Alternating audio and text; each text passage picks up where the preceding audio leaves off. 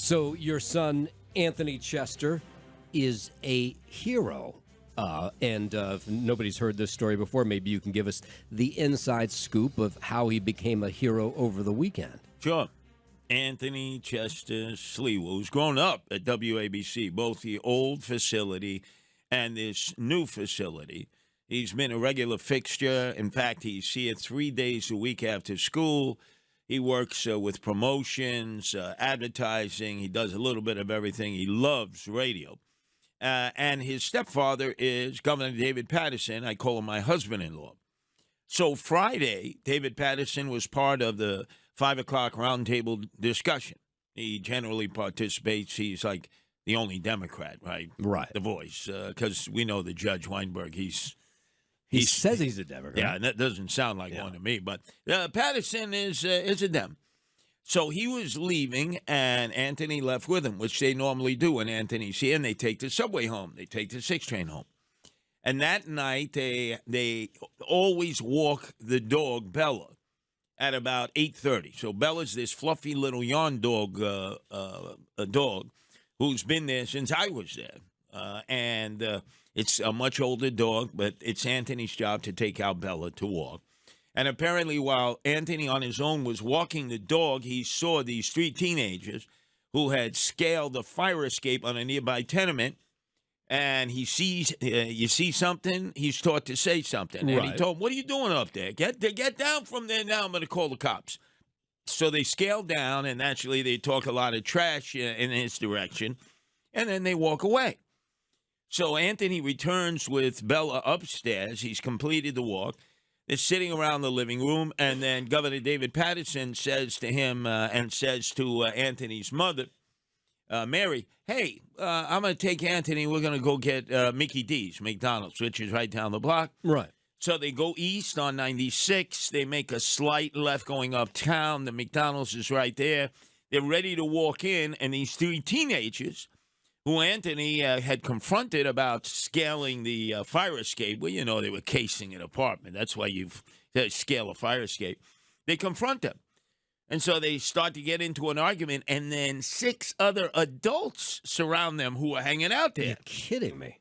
And so as Anthony described it to me, he said, Dad, you know, I could deal with the teenagers because Anthony is an accomplished martial artist. He graduated the Guardian Angel training program. He patrols. And he, ironically, this week he was going for his purple belt at the Guardian Angel Martial Arts Academy in Washington Heights. So he can handle himself. And so he's dealing with the teenagers, and then all of a sudden this adult woman pops him right in the face. He said when all was said and done, he got hit quite a few times. He gave as well as he took. He said, she hit me the hardest of everybody. Wow. And, you know, in the streets, a lot of times it's the thugette who triggers it, then the thugs jump in. Right. They attack Governor David Patterson. Now, even if you didn't know who Governor Patterson is, and the adults should have known who he was, you can tell he's blind. Right. But this is so typical of what happens in New York City. It doesn't matter. You could be old, you could be feeble, you could be a child. These random attacks are taking place. Anthony defended the governor, and then the governor went back to back with him. They were like Batman and Robin. They gave it, they took it, and then eventually Governor Patterson took Anthony home because he was injured with a neighbor. They all went to Columbia Presbyterian Hospital with Mary, the mother. She kept me informed of what was going on. And subsequent afterwards, 2 of the teenagers came with their parents. They were processed for second-degree assault. And now we await to see what happens to the 6 others. So how long was this beatdown? Are we talking like it was a minute or 2? And no, you know, and why did they stop? I think because they heard the cops were coming. Oh, okay. You know, I think they heard the sirens. Precinct is not that far away. It's further up on 3rd Avenue. So they heard the sirens. And I think they just all scattered and did the bird. So where were the punches that hit the both of them? Where did they get hit? In the face? Or? As Anthony explained, the woman punched him right in the face. So his whole lip was cut. He took 5 stitches. Then there were others who were throwing punches and kicks, and he was able to fend off some and return, you know, his own punches. Governor Patterson grabbed one of them, threw him up against the wall of the McDonald's. So it was an all-out brawl. It was 9 versus 2. and Governor Patterson and Anthony held their own. Now, I have to imagine, so two of them, they turned themselves in with their parents. They were 12 and 13 years Correct. old. Now, that makes me believe those were the two that he originally saw on the fire escape, probably, with right? one other. Now, one other also came with their parent, but apparently, according to the video, he had never engaged, meaning he never physically engaged. Now, he didn't leave the scene, but he never physically engaged, so they decided not to charge him. So this is near or right outside the McDonald's? This is right outside the McDonald's. Remember, Governor Patterson is ready to walk inside the McDonald's with Anthony. They have no idea these three teenagers are inside. They start the argument to teenagers. The adults then surround Governor Patterson and Anthony, so there was no way to back up or move away or quote, escape. They were in that circle, and they had to fight their way out. And this was inside the McDonald's or right outside? So there has to be surveillance cameras that probably caught, I would imagine, pretty good pictures of these adults. They have the photos of the 5 that were wanted by the NYPD. They wanted to charge them with gang assault, which is a very serious crime. You don't get remanded to jail and then bailed out, even in Alvin Bragland. But I noticed these two who turned themselves in, they got second-degree assault. And so they were remanded right to their parents. They have to come back in November. But I'm waiting to see the adults get arrested and clipped and see what they get charged with. So there was, when I first initially heard the report, that Anthony might have suffered a concussion. Was that the case? He had a headache, but it turned out not to be a concussion or a mild concussion, which is great. I've had enough of my own. I would not want to see my son with a concussion because it's like having vertigo for a while. Okay, tell me the moment when you got the call and what your first response was that he had been attacked. Well, his mother, Mary, described what had happened. And when she finished describing it, I said, he's a chip off the old block. He took a shot. He gave it. He defended his stepfather, Governor David Patterson. And that enabled Governor David Patterson to sort of get his wherewithal because, again, he can't see. He's blind. Yeah. And then also begin to defend Anthony. So they were like the Batman and Robin out there on 2nd Avenue between 96 and 97 outside that McDonald's. But it's gotten sketchy. I used to take Anthony there all the time. You know, you'd have your dope fiends, you'd have your homeless, but not lollygagging around looking for trouble. Apparently, there have been 3 incidents right there involving different thugs and thugettes. So it's not like it's the same group. Well, that's what we heard. There was a woman who was in the neighborhood after the attack took place, and she was talking to some reporter. I can't remember which one. And she said, we just had the same thing happen to our family, that they were attacked right outside that very same McDonald's. Right. The problem is no cops. And it's not because the cops don't want to be there. There's only 32,500 cops. To properly police the city of New York, you need minimum 38,000. So you keep moving them around like chess pieces on a chessboard. So you go from emergency to emergency after the fact. You can't preemptively patrol these areas. If you had cops regularly in that area, those guys wouldn't be hanging out outside of that Mickey D's. And trust me, when I was the McDonald's manager, nobody hung out.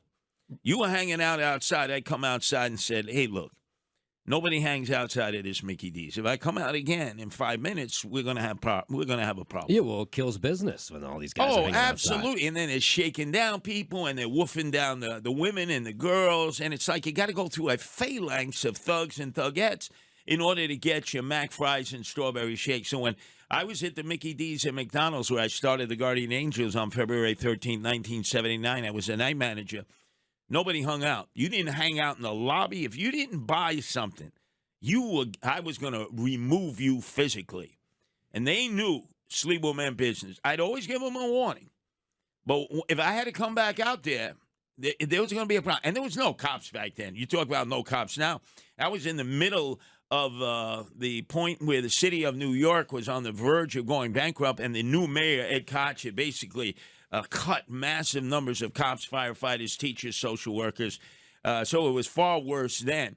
But you have to get control of your property. Nowadays, whether it's Dwayne Reed, CVS, Mickey D's, Burger King, they don't want any of the employees or the managers to get involved. And that's why thugs and thugettes know that they can hang out. In fact, this is the kind of McDonald's it's turning into it. When I was there, they would give out those little tchotchkes, the glasses. Right. Nobody wanted to see Ronald McDonald. Nobody wanted a Ronald McDonald glass. Up there on Fordham Road in Webster, they wanted the Hamburglar.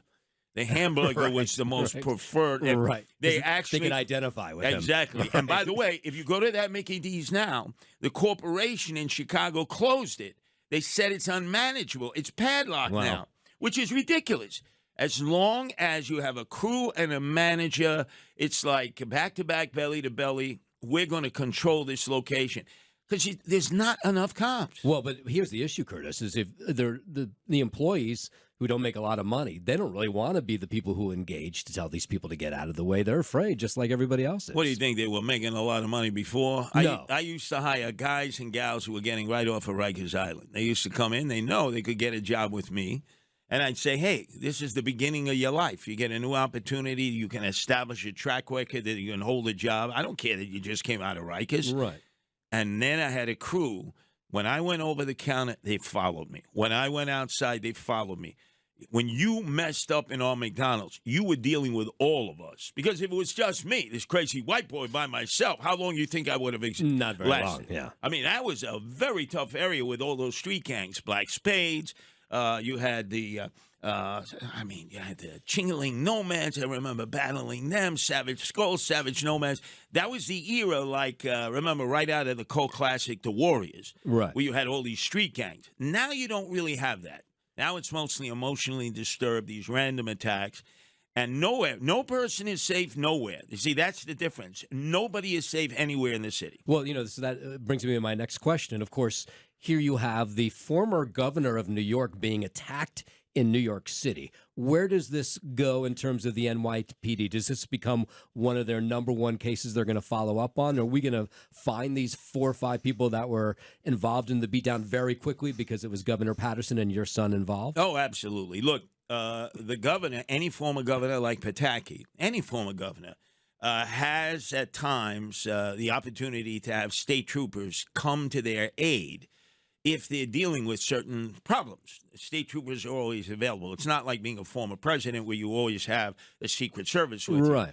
you. So I'm sure there were some state troopers involved. The cops were immediately on it. They posted the pictures. They have the video up. We have it on our own website if you want to see it at WABCRadio.com. So they're moving quickly. And I have a feeling that people are going to walk up to them and say, first of all, you idiots, you attacked a former governor. Right. You can't see that he's blind. None of you, the adults, didn't recognize him.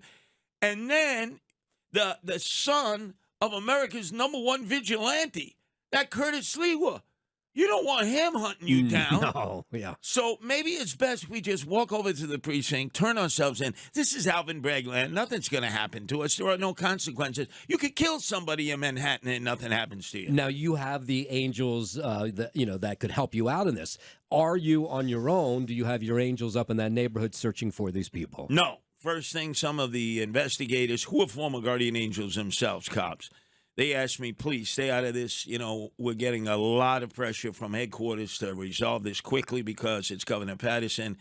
We don't really need your guys around here. It's going to make us look bad. So, absolutely. You guys are doing a magnificent job. I wish you could do this for every citizen in New York, move this quickly. But I also understand it's the former governor. It looks horrible. It does. It really looks horrible. It went viral. It went all over the world. I was getting people contacting me from all over the world. Yeah. Because I have guardian angels all over the world. And they were asking, how's Anthony doing? They said, my God, a former governor gets attacked in the streets? What's happening to New York City? Yeah, it looks bad. I don't know if the mayor actually ever called Governor Patterson, which is, I hope he did, because remember, Governor Patterson is his co-chairman for his legal defense fund with that crook Frank Carone.